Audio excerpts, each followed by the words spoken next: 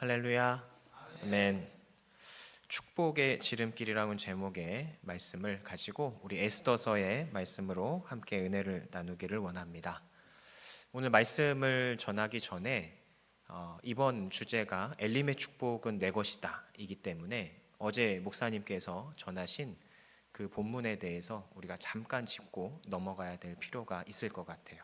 그래서 어제의 말씀에 대해서 우리가 잠깐 내용을 짚고 오늘의 말씀으로 이어가려고 합니다. 어제 우리가 나누었던 그 출애굽기 15장 22절 이하의 말씀은 마라의 쓴물 그리고 엘림의 축복까지 이어지는 그 내용이었죠. 그래서 이 이스라엘 백성들이 출애굽을 한 후에 얼마 지나지 않아서 목이 너무 말랐던 거죠. 물을 구할 수가 없으니까. 그래서 이 물을 찾다 보니까 찾았는데 그게 너무나도 쓴 물이었던 거예요. 그런데 그 물에 대해서 불평과 불만을 시작을 하죠. 그래서 모세가 하나님께 구해서 그 물을 달게 만들게 됩니다. 그런데 하나님께서 그 물을 달게 만드시면서 조건 하나를 거세요. 뭐냐? 바로 너희가 내 말을 잘 지켜 행하면 이보다 더 큰 축복을 너희에게 줄 것이다 라고 하는 거죠. 그래서 얼마 지나지 않아서 그 엘림에 다다랐을 때 물샘 12과 수십 그루의 이 나무가 있는 그런 파라다이스 같은 곳을 맛보게 하십니다.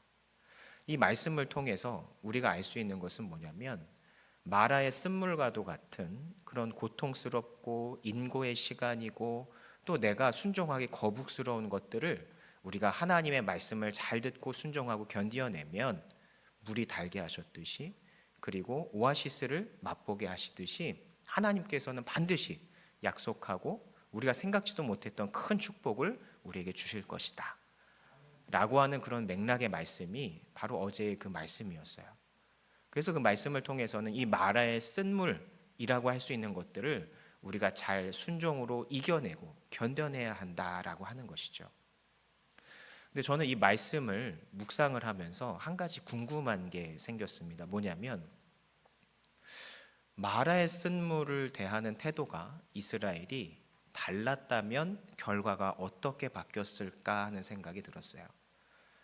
그 본문에서 이스라엘 백성들은 이 마라의 쓴물을 보고서 발견하고서 어떤 반응을 보였죠? 불평하고 불만을 했습니다. 그런데 우리가 바꿔서 생각을 해보면 마라에 쓴 물도 뭐죠? 물이에요. 다만 맛이 너무 써서 삼키지 못할 정도로 그 정도였을 뿐이지 이것도 물은 물인 거잖아요. 그렇죠? 그러면 그 물을 대하는 태도 생각해 보시면 죽을 수밖에 없는 탈수 증상이 일어나고 있는 그 극박한 상황에서 어쨌든 쓴 물이라도 물이라는 것을 발견을 하게 된다고 하면 그 죽을 사람 입장에서는 어떻겠어요? 기사회생을 하는 것이고 감사할 수 있어야 되는 거잖아요. 그런데 그것에 대해서 이스라엘 백성은 불평과 불만을 했더라라고 하는 거예요. 그런데 만약 이스라엘 백성들이 그걸 불평과 불만을 하지 않고 감사함으로 받았다면 그들의 결과는 어땠을까 하는 생각이 들었던 거죠. 조금 더 빨리 엘림을 도달하지 않았을까? 오아시스를 발견하지 않았을까? 더 빨리 가나안에 들어갈 수 있지 않았을까? 이런 생각이 들었어요. 그러면서 과연 마라의 쓴물에 대해서 그 마라의 쓴물을 감사로 들이킬 수 있는 자가 과연 있었을까? 그리고 내 스스로도 그 마라의 쓴물을 내가 대했을 때 그 마라의 쓴물을 감사함으로 들이킬 수 있는 믿음이 나에게 있는가? 그런 생각이 들었던 거죠.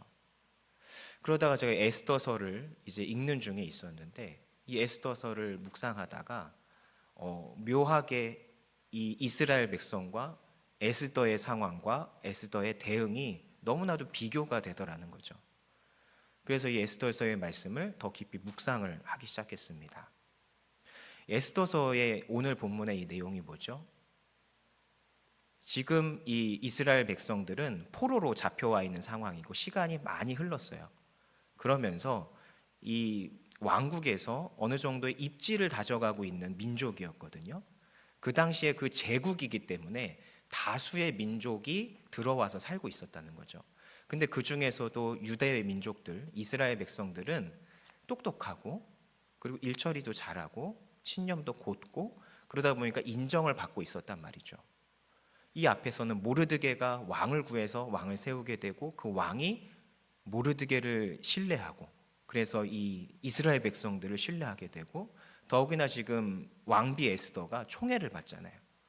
그러니까 이 이스라엘 백성들의 그 입지라는 것이 얼마나 더 단단해지고 공고해졌겠어요. 그런 상황인 거예요. 그런데 모든 그 권력이라고 하는 것이 그렇듯이 상승하는 곳이 있으면 이걸 시기하고 질투하는 사람들이 있더라는 거예요.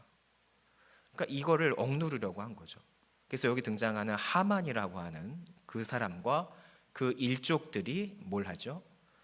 이 유대 민족들을 몰살시키려고 계략을 꾸밉니다.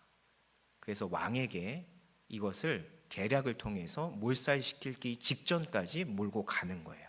지금 그 상황에 처한 거예요. 그런데 그 상황에 처했을 때 지금 모르드게가 누굴 찾아가는 거예요? 왕비 에스더를 찾아온 겁니다. 뭐라고 하는 거냐면 왕비시여, 지금 우리 민족이 다 죽게 생겼습니다. 당신이 제발 왕에게 나아가서 이 부당함과 잘못됨을 고해 주십시오 라고 이렇게 호소를 하고 있는 거예요. 모르드게가 전반부에. 그런데 에스더가 그것에 대해서 바로 응답하지 않아요. 내가 나가겠습니다 라고 하지 않습니다. 고민을 합니다. 왜 고민을 하죠? 자기가 죽을 수도 있다라고 얘기를 하거든요. 그러니까 이 얘기는 당시에는 왕의 여자가 왕이 부르지 않았는데 그냥 찾아간다 라고 하는 것은 부정한 여인 그리고 음란한 여인 뭐 이런 것들로 처벌을 받을 수가 있는 거예요. 그래서 이 에스더가 왕에게 나아간다는 것은 목숨을 걸고 나아가는 거거든요.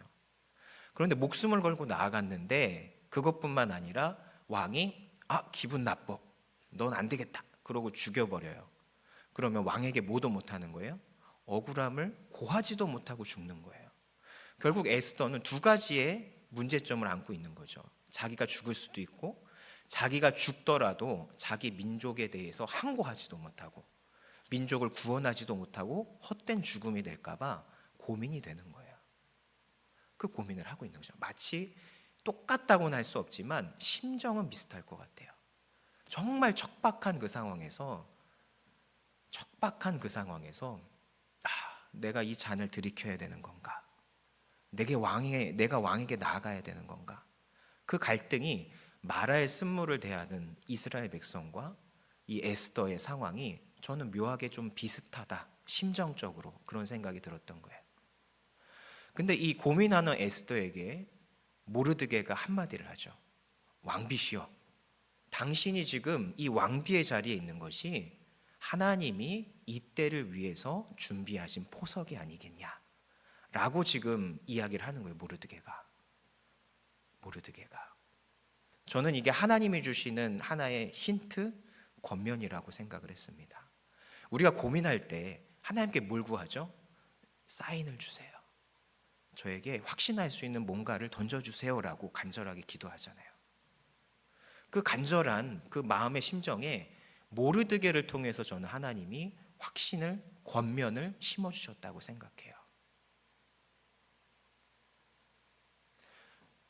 이 모르드게가 에스더에게 이렇게 간청을 하니까 에스더가 어떻게 되죠?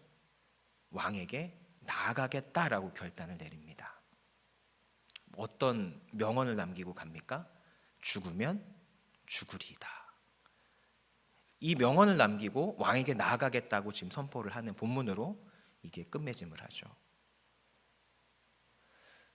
묘하게 굉장히 다르죠. 이스라엘 백성은 이 마라의 쓴물과도 같은 쓴 잔, 내가 하기에는 부담스러워, 쓰니까 마시고 싶지 않아, 뱉어내고 싶고 다른 걸 먹고 싶고 쉬운 길을 가고 싶은 거예요. 그래서 끝내 거부를 합니다. 불평과 불만을 했어요. 근데 에스더는 하나님이 주신 그 권면, 그리고 모르드게를 통해서 들려온 그 소식을, 그 권면을 결국은 들이마시게 되는 겁니다. 죽으면 죽으리다고 하는 그 기계를 가지고 그거를 들이마셨던 거예요. 그랬더니 어떤 결과가 펼쳐집니까? 상황이 역전되고 반전이 일어나기 시작을 해요. 오히려 자기가 자신의 일족들이 죽을 거라고 생각했는데, 잘 돼봐야 자신의 일족이 목숨만 부지할 거라고 생각했는데, 그 하만의 일족이 멸망을 하고 다 도륙을 당하고, 그 다음에 이 이스라엘 백성들의 입지가 더 공고해집니다. 이전보다 더 강력해지기 시작을 한 거예요, 이 유대 민족들이. 그러니까 상상도 하지 못했던 놀라운 하나님의 구원의 축복, 그리고 이 민족이 더 융성해지는 축복이 뭐를 통해서?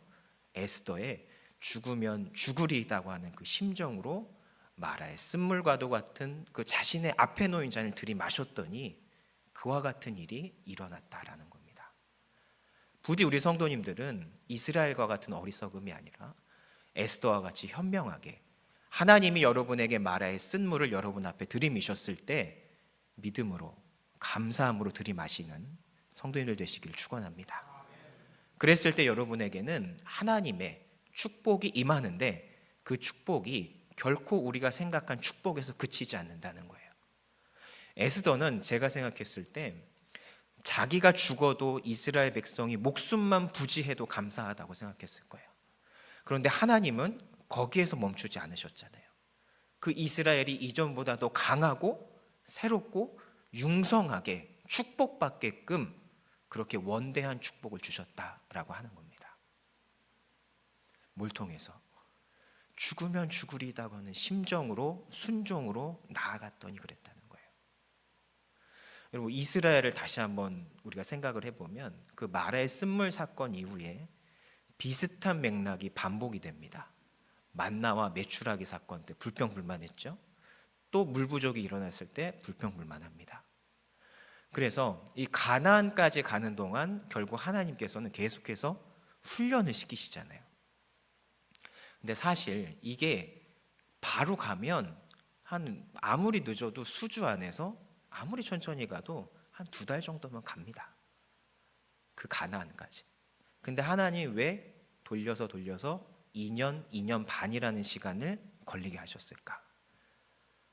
그 믿음에선 마라의 쓴물을 들이킬 준비가 안 됐으니까 그 이스라엘 백성을 계속해서 훈련시키신 거예요. 그 출애굽기 그 뒷부분과 민수기 초반까지 보면 계속 그 상황이 반복이 되잖아요. 그 절정이 어디까지 가요? 가나안 입성을 눈앞에 두고 가나안 정탐꾼을 보낸 그 사건까지 가잖아요. 그때가 딱 마지노선이었던 거예요. 마지막 마라의 쓴물을 들이미는 거죠. 니들 가나안 들어갈래? 말래? 그랬더니 여호수아와 갈렙만 빼고 나머지는 다 뭐라 그러죠? 가면 안 됩니다. 저기 가면 우리 다 죽습니다. 저들은 막 덩치도 크고요, 엄청 많고요, 우리가 상대할 그런 민족이 아닙니다. 그런데 여호수아와 갈렙만 뭘 해요? 갈 수 있다. 우린 이길 수 있다. 하나님이 우리와 함께 하셨고 하나님이 약속하신 땅인데 왜 우리가 못 들어가냐? 라고 모르드게와 같이 옆에서 하나님의 음성처럼 권면을 하잖아요. 그런데 끝내 뭐 하는 거예요? 에스더처럼 받아들이지 못하고 순종하지 못하고 끝내 그 앞에서 다시 돌이키게 되는 거잖아요. 묘하게 반복이 되는 패턴이죠. 그랬더니 어떤 결과가 일어납니까? 2년 반이면 들어갔을 것을 40년을 돌게 하시는 거예요. 왜? 훈련이 안 되니까. 믿음이 거기까지 차지 않으니까. 여러분, 이 말씀을 통해서, 이 맥락들을 통해서 우리가 알아야 될 것은 뭐냐면, 우리가 피하고 싶어도 이 마라의 쓴물과도 같은 나에게 반복되는 것들이 있어요. 하나님이 나에게 순종하기 원하시는 부분들이 분명히 있는데 그 부분을 우리가 순종으로 섬기고 넘어가지 않으면 똑같은 부분이 반복적으로 굴레가 되어서 우리에게 일어난다라는 거예요. 마치 광야를 40년 돌듯이.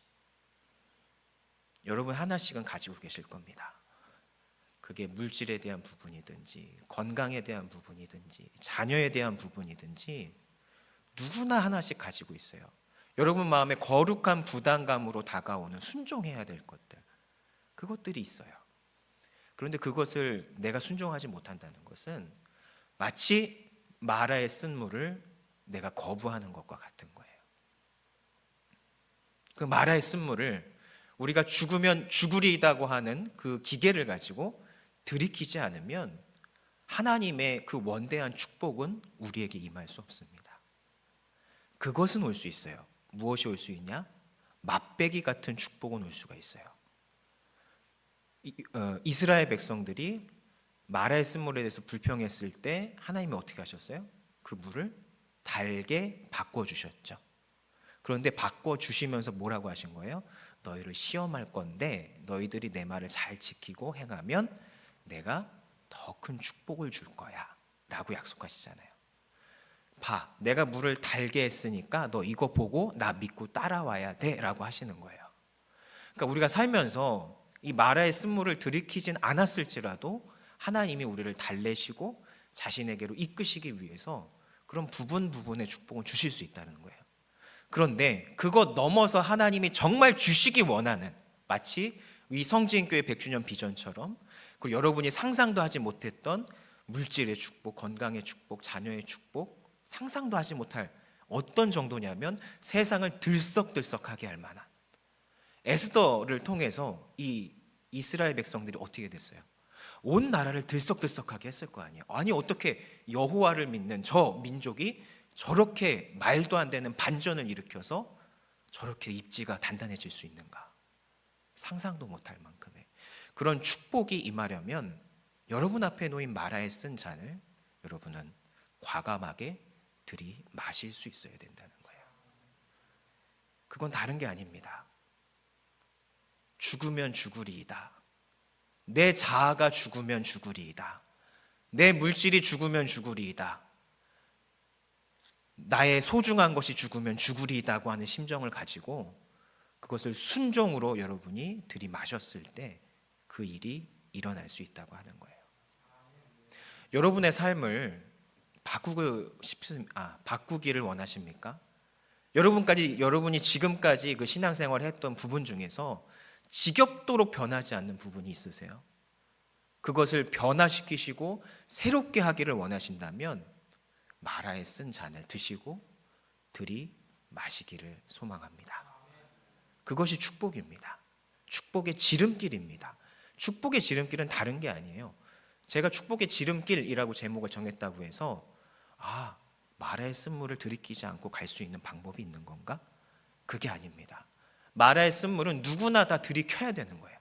다만 누구는 2년 걸릴 거를 누구는 40년을 똑같은 굴레를 돌게 될 수도 있다라는 거예요. 여러분은 이스라엘처럼 어리석게 돌아가시겠습니까? 에스더처럼 죽으면 죽으리이다고 한 심정으로 마라에 쓴 잔을 그 자리에서 들이켜서 다음 단계로 하나님께 더 가까이 가셔서 하나님이 주기 원하시는 원대한 축복을 받아 누리시겠습니까? 선택은 여러분이 하시는 거예요. 분명한 것은 마라의 쓴물을 들이키는 자에게는 하나님의 상상할 수 없는 축복이 기다리고 있다는 거예요. 오아시스가, 그리고 원대한 하나님의 축복이 여러분과 함께 하실 줄 믿으시기를 소망합니다. 부디 이번 이 특별 새벽 기도를 통해서 우리 성도님들께서는 엘림의 축복을 받아 누리시기를 바라는데, 그 엘림의 축복을 받아 누리기 위해서는 이 마라의 쓴물을 들이켜야 된다는 사실을 기억하시고, 여러분 삶 가운데 계속해서 반복적으로 여러분이 이기지 못하는 순종의 부분이 있다면 그것을 반드시 순종으로 나아가셔서 마라의 쓴물을 들이마심을 통해서 하나님의 놀라운 축복을 받아 누리시는 우리 성도님들 되시기를 주님의 이름으로 축원합니다. 기도합니다. 사랑과